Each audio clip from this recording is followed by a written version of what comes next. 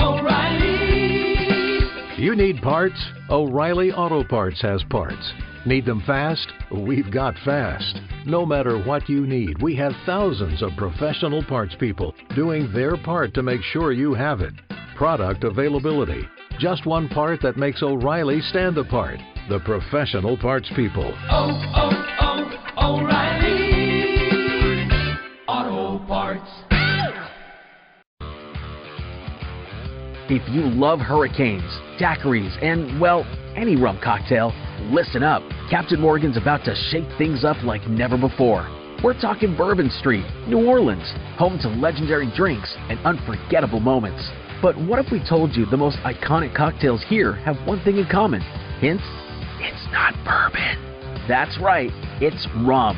And Captain Morgan is bringing unforgettable fun to Bourbon Street in a way you won't want to miss. Get ready for something big as we gear up for Super Bowl 59. Make sure to keep your eyes on NOLA's most iconic street. Who knows, Bourbon Street might just need a new name. Stay tuned for clues and get ready for the most legendary adventure yet. Please drink responsibly. Captain Morgan Original Spice Rum, 35% alcohol by volume. Captain Morgan Rum Company, New York, New York.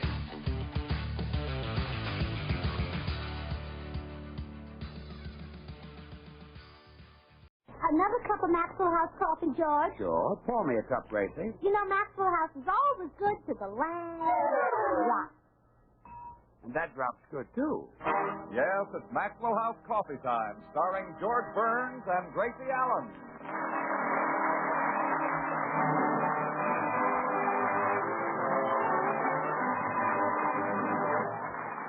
With yours truly, Toby Reed, Hans Conried, Gail Gordon, Elliott Lewis, Bea Benaderet, Meredith Wilson, and the Maxwell House Orchestra, and Bill Goodwin. For America's Thursday night comedy enjoyment, it's George and Gracie. And for America's everyday coffee-drinking enjoyment, it's Maxwell House. Always good to the last drop.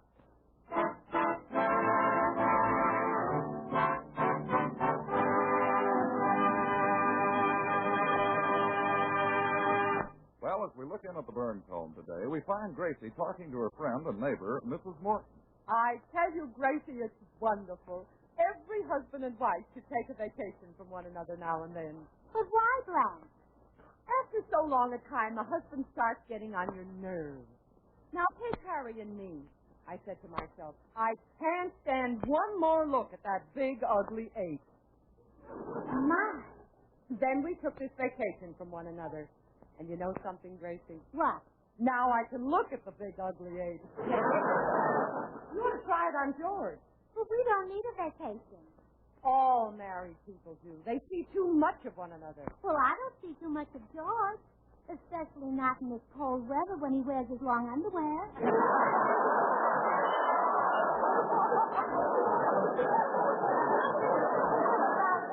All I feel is nose and toes.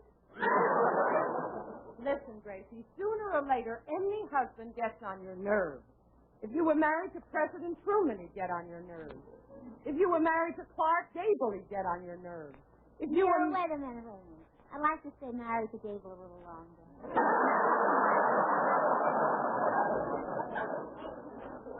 There's no two ways about it, Gracie. Married people have got to take a vacation from one another every so often. If they don't, they start nagging, picking at one another. Oh, not judging me.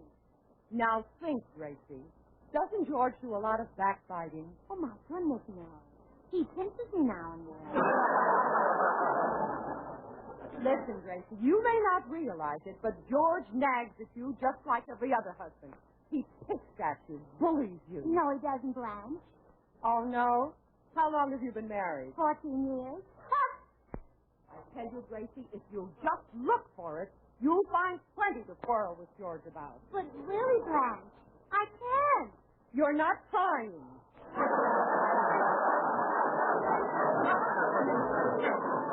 Look for the hidden meaning in what he says to you. Those little subtle slams and digs. Why, he's treating you like a dog, and you don't even know it. He is? Certainly.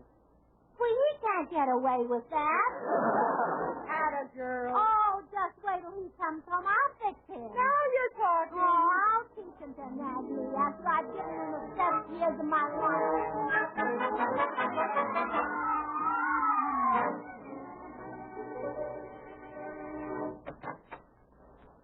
Hello, sugar. Nagging, always nagging. Huh? I can't stand it any longer. Well, I called you sugar. Oh, sure. It was a sneaky way of saying my figure's getting lumpy.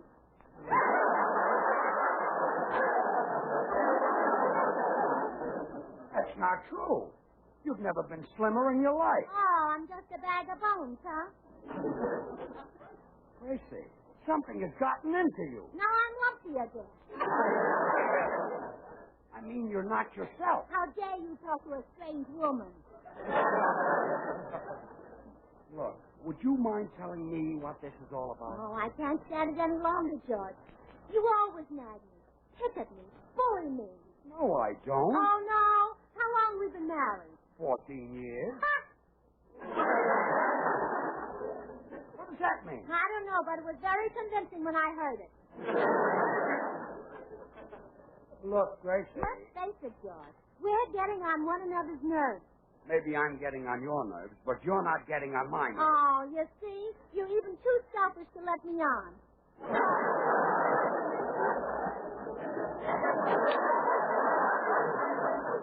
Now, wait a minute. Unless we're careful, I can see what the future holds for us. I'll pack up an evening. I'll go to Reno. I'll get a divorce. I'll find another husband. Things like that can break up our marriage. Gracie, are you serious? Yes, dear. There's only one solution. We've got to take a vacation from one another. Darling, I couldn't stand it without you. I love you. I adore you. You're part of me. Nagging, always nagging. I said you're part of me. If I'm part of you, I'm lumpy again. But we can't go on this way, fighting, bickering, spitting at each other like cats. The Avengers radio series, a cultural phenomenon in South Africa back in the 1970s. South Africa was a country with no national television service. It wasn't until 1976 that the country would get its first taste of television broadcasts. But before that, radio was the primary medium of entertainment and information for the masses. This was the context when The Avengers, a British spy-fi series, made its debut on South African radio and became a cultural phenomenon. The Avengers was a British television series that originally aired from 1961 to 1969. The show revolved around the adventures of John Steed, a suave and sophisticated secret agent, and his various female associates. The series was a unique blend of traditional spy thriller elements with science fiction and fantasy, which set it apart from other shows of its time. While the series was hugely popular in the UK and had also made a significant impact in the American markets, being one of the rare British series given a network transmission slot, it was virtually unknown in South Africa. This was primarily due to the lack of a national television service in the country until 1976. However, as a film series, The Avengers was able to gain some exposure in South Africa through film rentals. But it was the launch of the radio series that truly brought The Avengers to the masses in South Africa. Come and listen at www.myclassicradio.net. The Black Museum.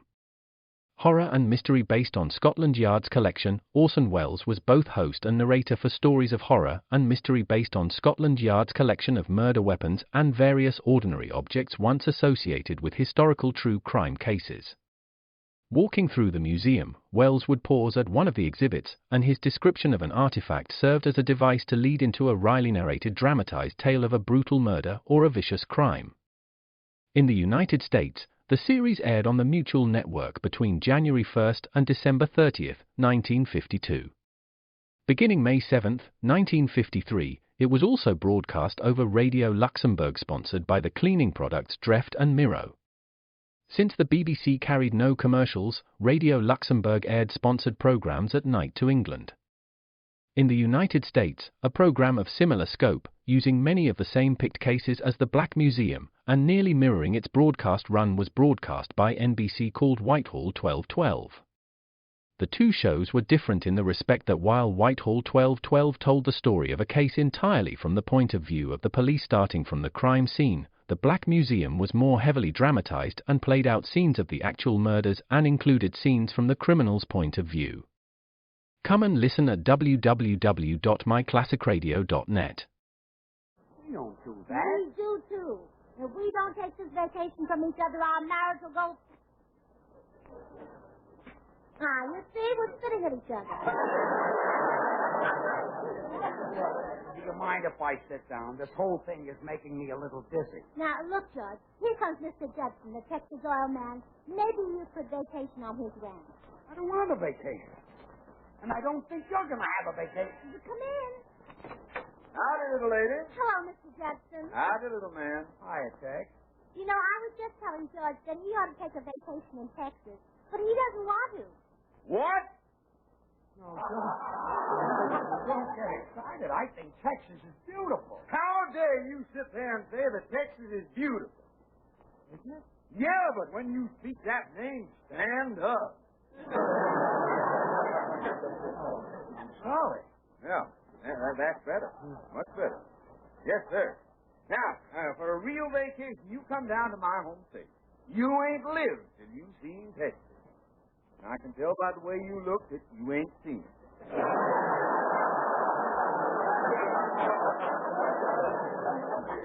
Look, Mr. Judson, you don't have to sing the praises of Texas. Now, you're right. You're right, little man. I don't. There's been many a fine song wrote that does that for me. My Blue Texas, Under Texas Wait a minute. Moon. Hold it. My Blue Texas? Isn't it My Blue Heaven? Same thing. you know the song I mean. It's just Molly and me and the babies make 23.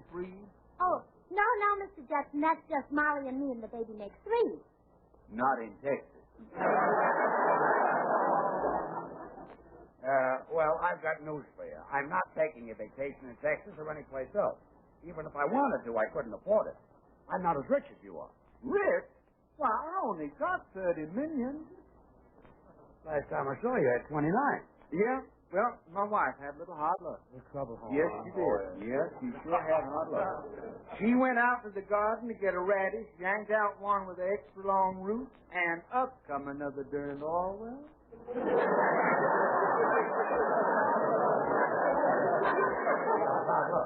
The radish give my wife indigestion. Oh, my goodness, she really hit the jackpot. From one radish, she got oil and gas.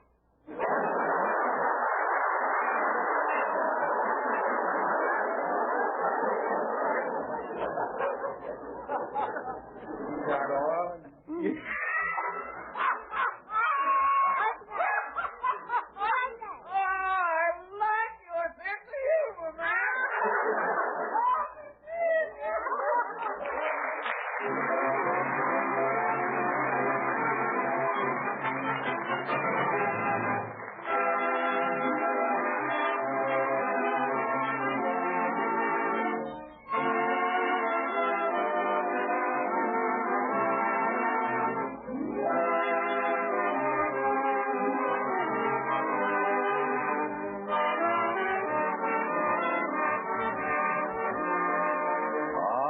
Mystery of Life. Very timely, Meredith. What with the 89th anniversary of Victor Herbert's birth coming up in a few days? He was born in Dublin, as you know, Sylvie. But Herbert became one of America's most dearly loved composers. We're all sentimentalists at heart, and there's a charming sentimental quality in almost every song he composed. Yes, and don't forget the stories of his operettas. Most Americans can't resist a tender romance. And let's admit it, we like happy endings, too. Victor Herbert gives us both, wrapped up in melodies as gay and sparkling as any ever written. No wonder the operettas of Victor Herbert are such perennial favorites in every part of this land. No wonder his songs have become such a rich and enduring part of the American scene.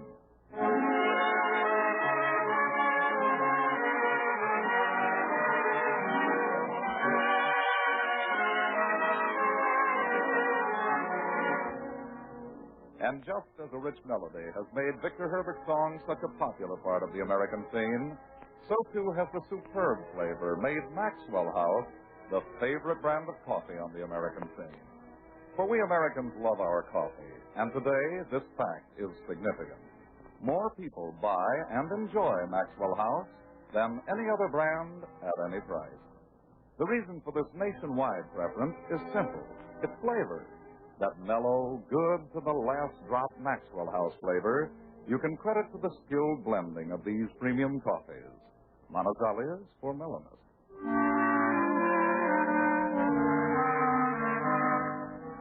Medellin for richness.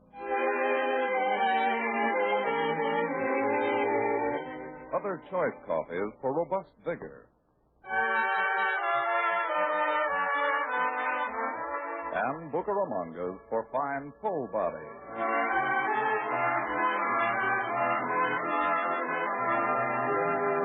All painstakingly combined in a truly great blend, radiant roasted to flavor perfection. And brought to you roaster fresh 2 ways, either in the familiar blue tin or in the brand new ultra vacuum glass jar. Friends, tomorrow, why don't you enjoy America's favorite brand of coffee? You can do it for just a fraction of a penny more per cup than the cheapest coffee sold. Insist on Maxwell House. Always good to the last drop.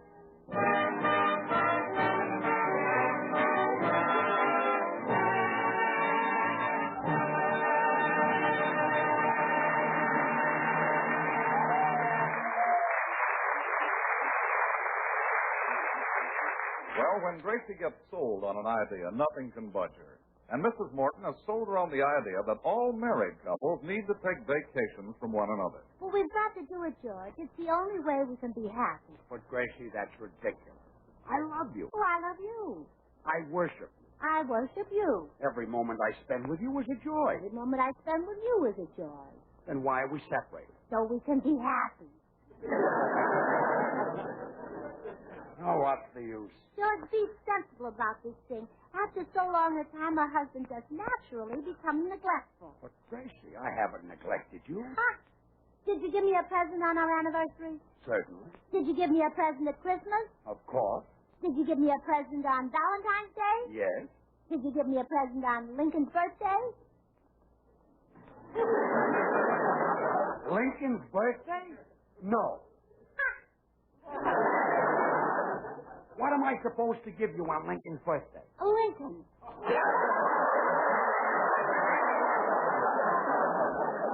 Look, Gracie. We need a vacation, George. This is murder. Let me... Come in. Hello. Oh, hello, Meredith. Hello, Meredith. Say, Meredith, maybe you can reason with Gracie. You two have got heads just alike. Well, I believe her hair's a little longer than mine. Just barely. Look, Meredith, I'm in trouble. Gracie thinks we should separate for a while. Oh, darling, before you do a thing like that, let me tell you a story about a couple in Mason City, Iowa. This fellow was having trouble with the crows stealing his corn. He put scarecrow after scarecrow out in the field, but it did no good. And one day he had his wife stand out in the cornfield. Well, sir, not only did the crows stop stealing the corn, but they brought back corn they stole 3 years ago. What's that got to do with Gracie and me separating? Nothing, but I wanted to tell the story while they were both still here. You're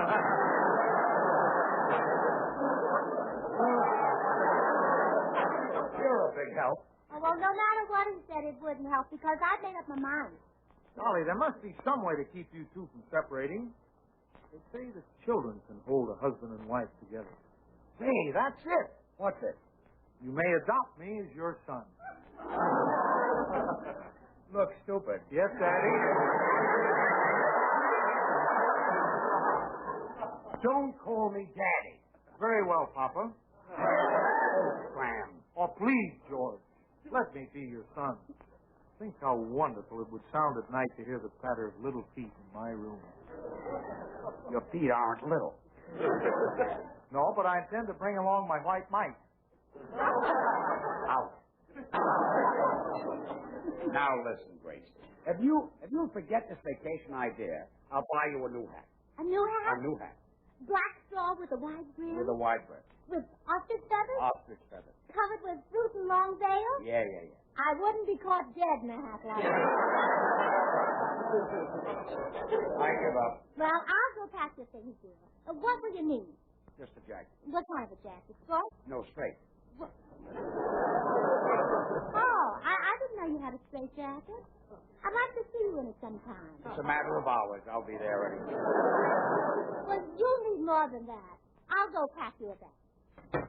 No, I've got to stop this vacation idea. It'll make us both miserable. I wonder if I could do it if I suddenly became very attentive and gave her flowers. Or better yet, a gold wristwatch. Or a diamond bracelet. Or a fur coat. Yeah, that's what I'll do. I'll give her flowers.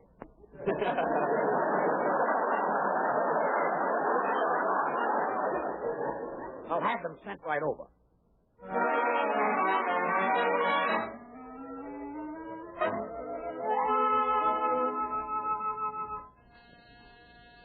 Come in. Hello, Mr. Burns. I have some flowers for you. Wonderful. They may save my happy home. Just put them in the... Hey, aren't you the same fellow who delivered the ink from the drugstore and the suit from the cleaner? That's right. And you got mad and broke up the ink and tore up my suit? Now, don't hold me responsible for that, Mr. Burns. I was unhappy in my work. But now I've found the perfect job, delivering flowers. Sweet, fragrant flowers Mother Nature sends them. Well, that's fine. I'm so happy with this job. Well, it's nice you're happy with your work. Now, let's have the flowers. Oh, don't call it work. Delivering flowers is fun. As I stride along, I open the box and inhale their fragrance. I smell from one end of town to the other.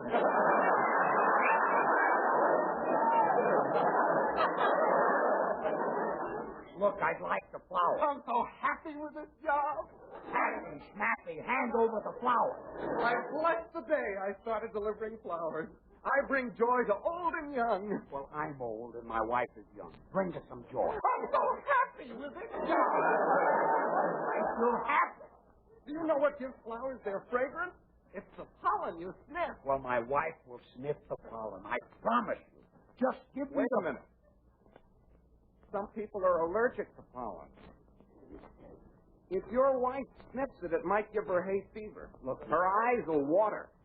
Her nose will run. She'll sneeze. Gesundheit, you give me the flowers. She'll be miserable.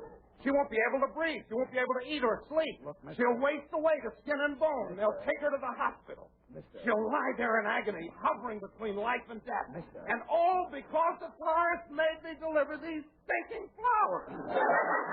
Look, well, they can't force me to ruin a woman's health. I won't do it. I'll quit this lousy job. Please give me the flowers. And murder your wife? Never! I'll trample him into the dirt! I'll stop him!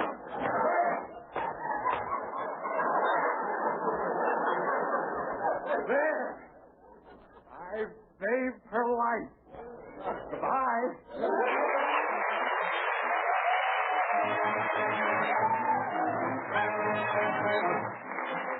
Here's Violet Wilson on the orchestra.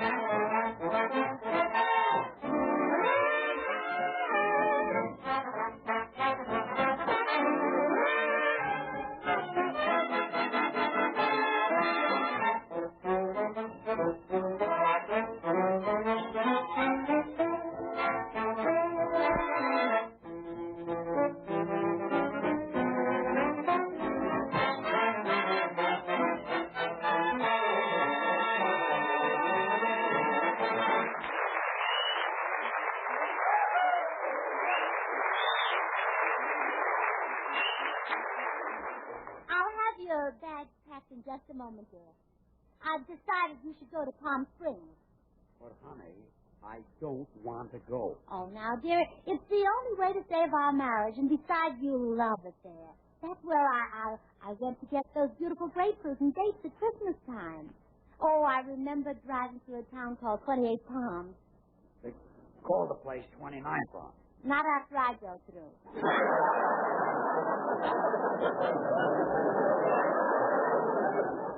You hit one. Well, it was lying right across the main street. And why didn't you see it? It wasn't lying there till I hit it. Look, Gracie, I don't want to be away from you. We're happy. We're compatible. We've got so much to hold us together. Now, why should we... Come in? Hi, Burns. Hello, Bill. Bill, maybe you can help me convince Gracie. Convince you of what, George? That we had so much to hold us together. Oh, well, she has, but I never could figure out what's holding you together.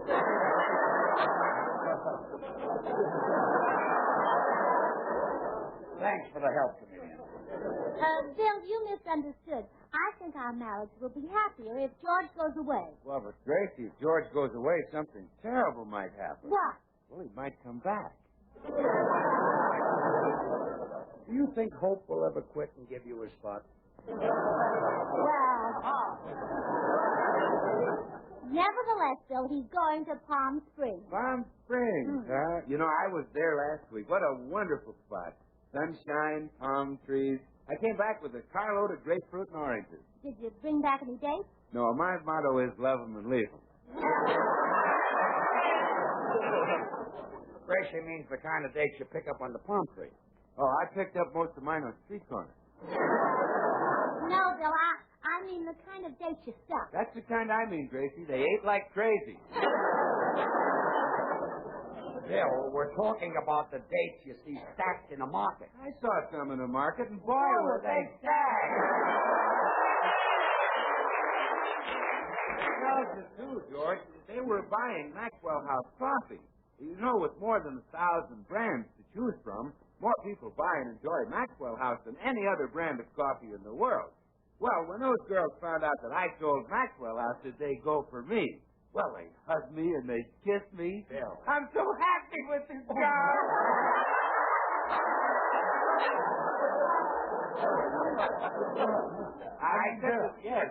I said to the girls, George, I said, girls, listen, Maxwell House is the very best in coffee drinking pleasure. Yet it costs but a fraction of a penny more per cup than the cheapest coffee you can buy. And then they said, tell us more, you big, handsome, curly-headed brute. Look, modest boy. So I told them that Maxwell House came to them roaster fresh 2 ways. And they said, what do you mean, you blonde bombshell? And I said, well, it's roaster fresh, whether you get it out of the familiar blue vacuum tin or get it out of the brand new ultra vacuum glass jar. Bill, since you're an expert at getting things out of a jar, see if you can get this vacation idea out of Gracie's head. Okay, George. Gracie, let George stay home. Yeah. He'll be miserable at Palm Springs. Yeah. It's no place for a man like him. Yeah. It's full of gorgeous girls in bathing suits. Yeah? Hey, that's not a bad... George Burns! That settles it. You are not going to Palm Springs. Well, hallelujah. That ends the vacation. No, it doesn't. I'm going to Palm Springs. It doesn't end it. Come on, dear. We'll take your things out of this bag and put mine in. See, cold cream, wrinkle cream, thin strap, nightgown, and girdle. There, your things are out.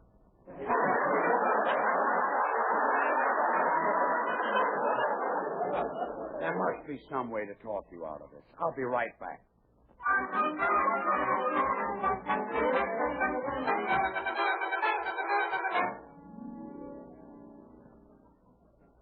I hate to bother you so often, Dr. Miller, but Gracie has got another of those notions that only a psychiatrist can straighten out. What is it this time, George? She thinks husbands and wives can be happy unless they vacation from one another. Probably a childhood fixation. Perhaps a parent quarrel, had differences. You send Gracie over and I'll question her. Thanks, Doc. Those screwy ideas of hers drive me nuts. Honestly, sometimes I wonder why I ever married her. It's quite simple to a psychiatrist, George. You married Gracie because of a pronounced and ineradicable inclination toward the hedonic aspects of gastronomy.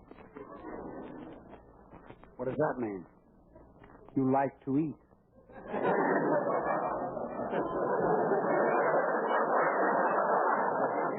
I'll send Gracie right over. And don't worry, George. I guarantee to make your home life just as happy as mine. Thanks.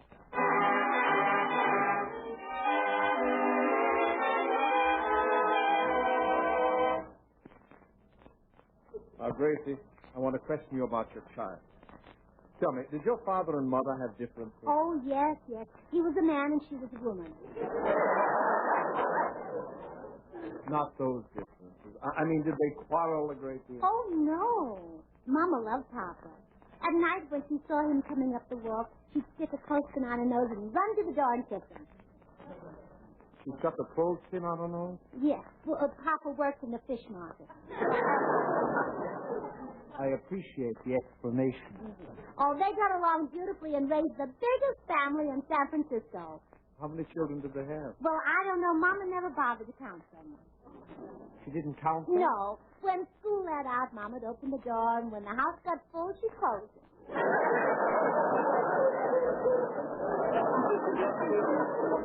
Gracie, would you like to lie down? No, thanks. Do you mind if I do? Thanks. Now, Gracie, husbands and wives do not have to take vacation from one another to be happy. Take my wife Gladys and me. We've never been apart. And are you happy? Extremely. If you don't believe me, ask Gladys. She's in the next room. All right, I will. I want to be fair about this. Hello, Gladys. Oh, hello, Gracie. Are you having a treatment today? No, just a little chat with the doctor. He tells me that you and he are very happy. Indeed, we are. Digmund is such a wonderful husband. Oh. Then you've never noticed how he picks at you and bullies you? But he doesn't. Oh, no? How long have you been married, Gladys? 12 years. What? Listen, Gladys, you may not realize it, but your husband...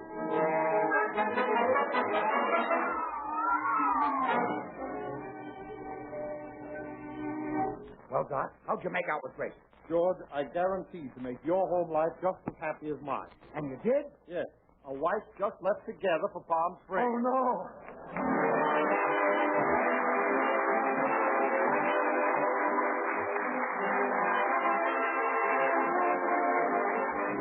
George and Gracie will return in just a moment. Join us again next Thursday when we'll all be back. George Burns, Gracie Allen, Bill Goodwin, Meredith Wilson, and the Maxwell House Orchestra, and yours truly, Toby Reed. And now, here are our stars. Gracie, you come back. You didn't go to Palm Springs. Well, I couldn't leave you, Judge. I got as far as 27 pounds and turned back. It's now 27 pounds? The last time you told me it was 28. Yeah, well, I had a little hard luck. I drove through it again, and down went another darn palm tree.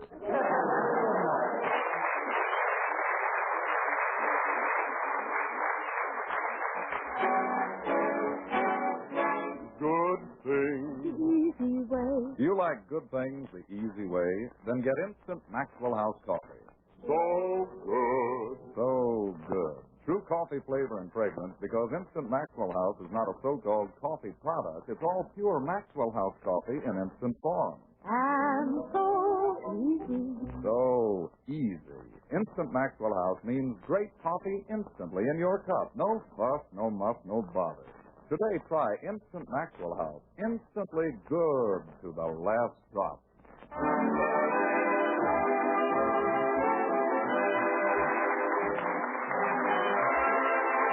Until next Thursday, good night and good luck from the makers of Maxwell House, America's #1 preferred brand of coffee. Always good to the last drop. The George Burns and Gracie Allen Show is written by Paul Henning and Keith Fowler. And now stay tuned in for Noah Webster Says, which follows immediately over most of these stations.